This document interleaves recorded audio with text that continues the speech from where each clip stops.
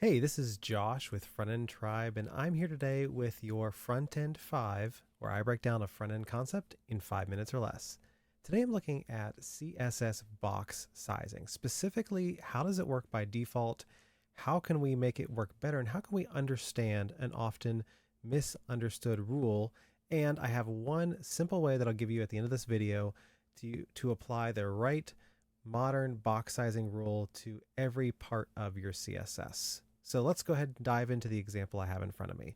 So for this example, I created an outer box and I have an inner box. And this is to kind of show how box sizing works by default. By default, the box sizing rule has a value of content box. So this is kind of the old way of box sizing.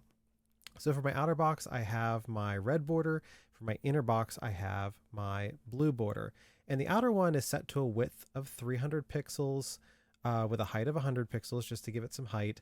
And then the inner one is set to a width of 100% with a padding of 20 pixels. Now, the width of 100%, you can see it's actually overflowing its parent box. Now, why is that? Why is a width of 100% causing this inner box to overflow the parent? And it's because of how the box size is calculated. So with content box sizing, what we end up with is it takes the width of the actual element itself plus any padding plus the size of the border. So what we actually end up with here is the width, which is our 300 pixels, plus we end up with padding left and right. So that's going to be 40 pixels.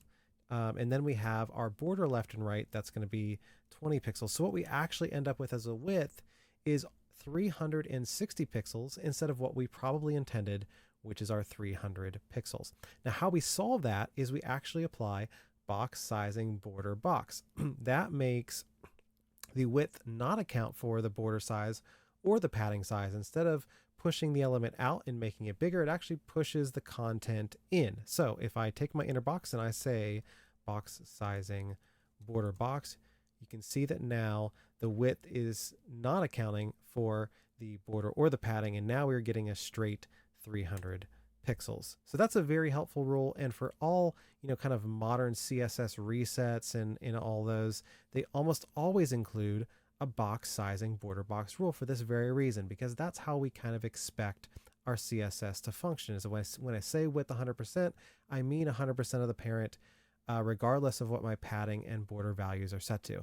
Now, the easy way to apply this to all of your CSS is basically not to worry about doing it right here, but somewhere in either a reset you're bringing in, or if you're just coding this from scratch, you can apply the universal selector and you can say box sizing border box, and that is going to apply it to all the elements on your page, not just the ones that are broken or the ones that you see that have something off. So I hope that was helpful for you.